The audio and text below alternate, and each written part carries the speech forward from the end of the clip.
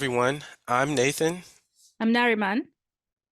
and we are thrilled to welcome you back to Media Coffee, which you can find on YouTube and various podcast platforms.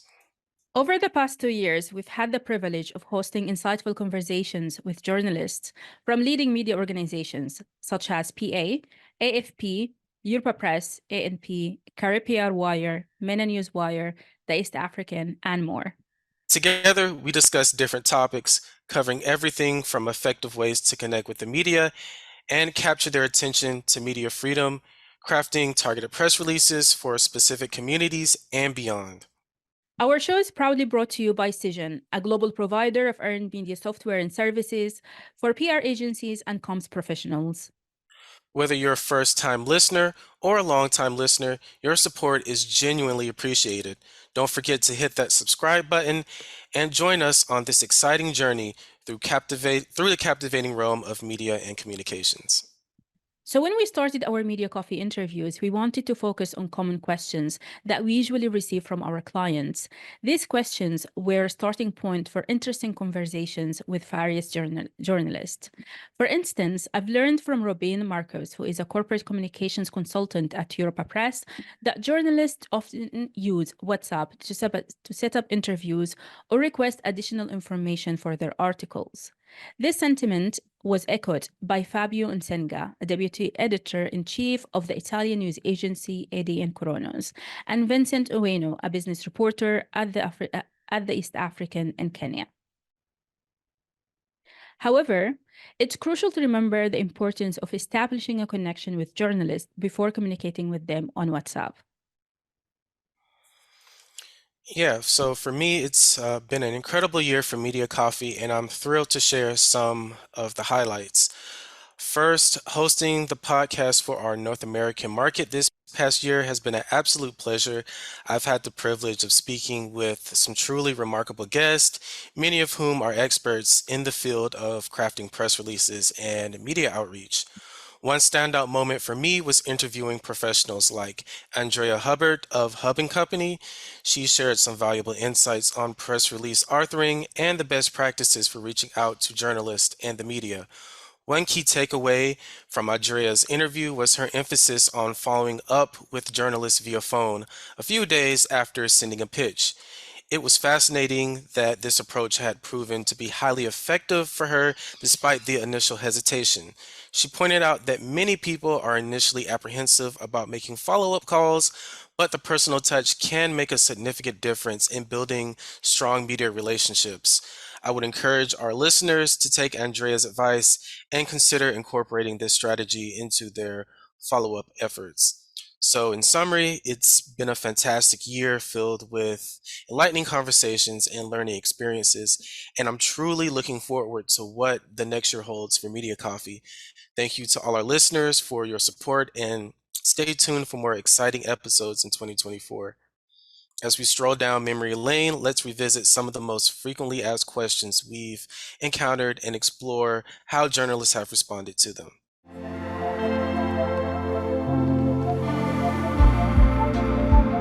Things I would say about that is it depends on targeting your press releases correctly.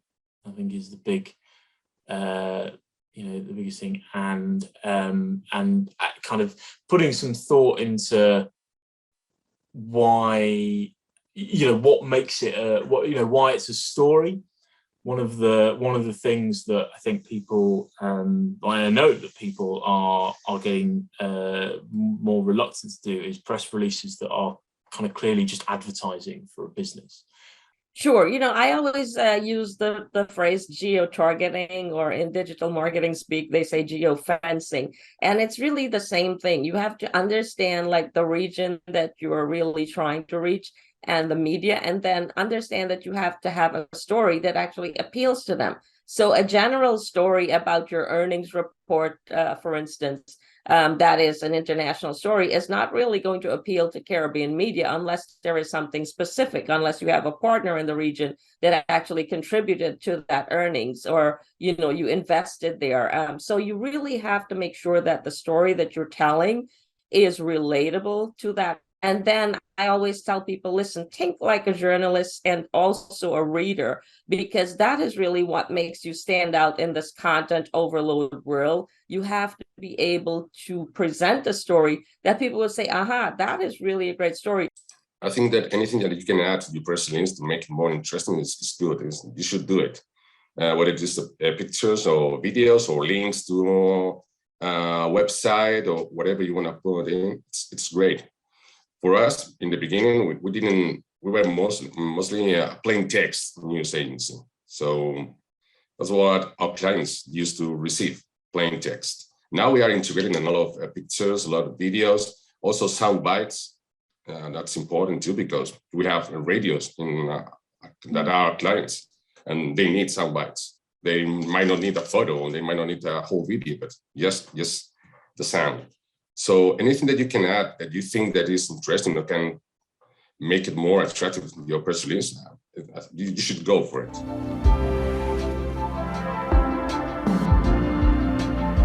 One is the writing style has to be very businesslike. At times, when you use flowery language, it's a giveaway. People, before even reading past the first line, know it's a press release. So it's just, it stares you in the face, right? Because you'd never expect a business story to start that, or something serious to start that. Number two, as I said, the mistake PR agencies make is, again, in the length of the article. At times it is too long, goes on to 2-3 pages, which is frankly, nobody reads it. Nobody has time to read it these days. Okay, because everything is now consumed globally through an online media, and it really, you read the headline, and if it doesn't interest you, you don't go further than that. So headlines are very important. I've noticed, how I grew the ANI brand was through giving very catchy headlines, factual yet but catchy. So it cannot be very long, because then a person, basically today, 80% of readers basically read the headline and then they decide whether or not to read the article. If they get enough from the headline and they want to know more, only then they will read that article. So the writing style is critical for a press release. Not too long, no adjectives, factual, and very down to earth. Once that happens, and between 250 and 500 words, if a script writer for a PR agency or for a company were to follow this pattern, I think the acceptability would increase manifold. So that's the few mistakes they should avoid, because I do not entertain that. Maybe others do, but I'm just giving you my example. Well, first of all, Nariman, I should say, this is, I mean, I'm on the receiving end, right, as a journalist. So who am I to judge other people's work? I really want to point that out. Like ignore whatever I want to say, or at least take it with a lot of basically heaps of salt. Because who am I? The only thing I can provide as an insight is, as on the side of journalism, we immediately, simply based on the fact that we receive so many of them, we immediately see the difference between a press release that is actually helpful and a press release that is written because somebody wanted a press release. And the latter part is fairly easily distinguishable, because it doesn't start with the news. It's way too long. Everybody who's involved gets to get a quote in there, and usually the boss or the executive says something that it's a great time to be alive, but in other words. So I would urge everybody writing a press release, be really critical of your own written product, right? Because it can work so well if you put a little bit of extra effort into it, and be. I don't want to offend anybody, of course. I just want to help them by saying, don't be so vain. Cut people out of your press release if they don't have an actual great contribution. That it doesn't help. It doesn't help the person who wrote the press release in the first place as well? What we need, I think we need to be really helpful in the way that if you send a press release and I need to call you back because I need something, there's something I don't understand or I'm not quite sure what it means, or I need to talk with a spokesperson in your company, you have to provide me that. Because sometimes you send a press release, and I haven't been in that part too. You send a press release, people ask you to talk to somebody in your company or your client, and no, we don't have anybody that can answer right now, a journalist. And that's a huge mistake. You have to be very, you have to stay ready to respond to any question or to any demand by the journalist.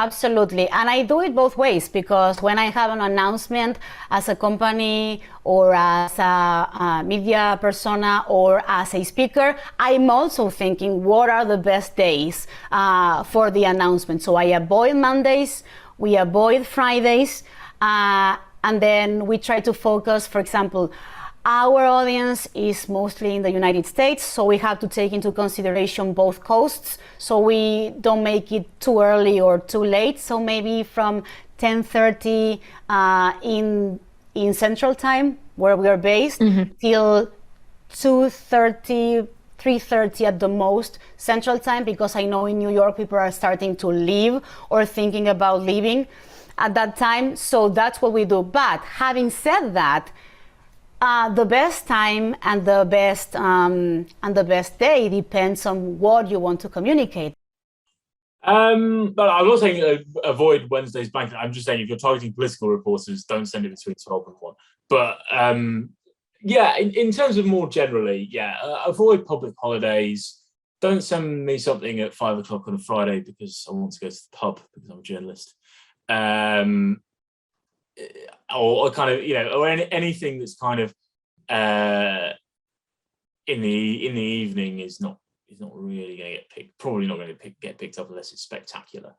If it's something that requires more work, so if it's something, if you're releasing a report and you've embargoed it until the next day, send it as early as possible, because I want to be able to read the report and digest it and all that kind of stuff. And again, if it's a story where, like we just mentioned, where there's a kind of a human angle and people we can talk to, again, send it earlier in the day so that we can say, right, I want to talk to this person, trying to arrange that call or meeting or whatever it is over the day. So it's not all kind of rush at the end of, in the afternoon. I always think first thing on a Monday is a bit of a challenge as well, because I've already got 200-300 emails or more than that to trawl through. So it's just getting set up for the week and figuring out what I'm going to do. So that's probably a time to avoid. But apart from that, I think most days are probably fine. But like the mornings are better than the afternoons. And that's just a kind of general thing. It will depend on what the content of the press release is. It depends who you're sending it to. If you're sending it to a website, it's slightly less important than if you're sending it to a print organization, because they want to get it in. If you want it in the newspaper, although nobody really does just print anymore. Private eye. So that's less applicable. But I think the more time that you give people to do the story, the better.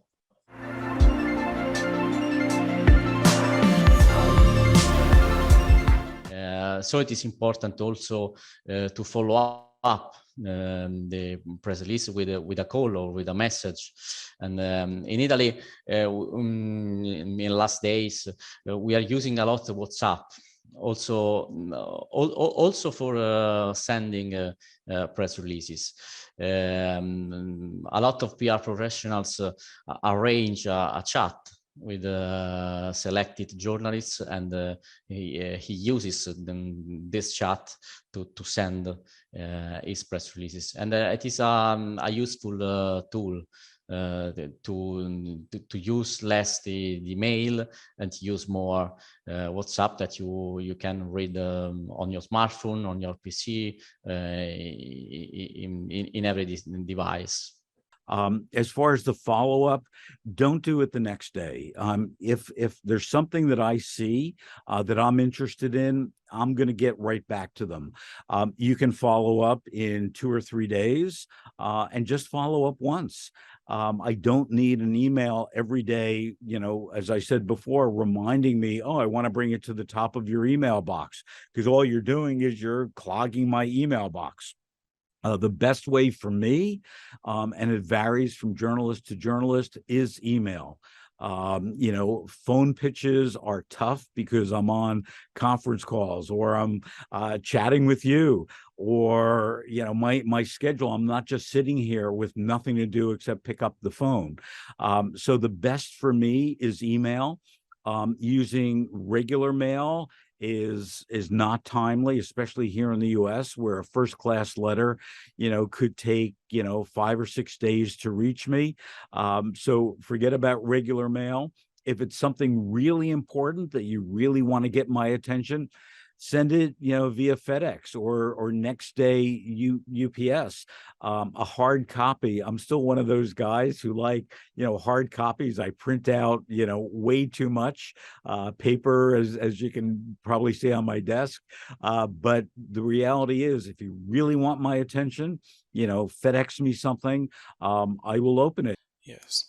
And to follow up with that question, how soon do you think professionals should follow up with journalists on their pitches, and how many times should they follow up? Should they follow up once after not receiving a response, or should they follow up multiple times? I think the follow-up is just as important as the pitch. I'm really glad that you asked that, because I cannot tell you how many times I've gotten coverage because of the follow-up. So I think follow up 3 to 7, depending on the timeliness of the pitch, right? If your pitch is something related to what's happening in the media right now, like if it was related to, the affirmative action reversal by the Supreme Court, well, you're going to want to pitch probably sooner, 3 days or so, than later.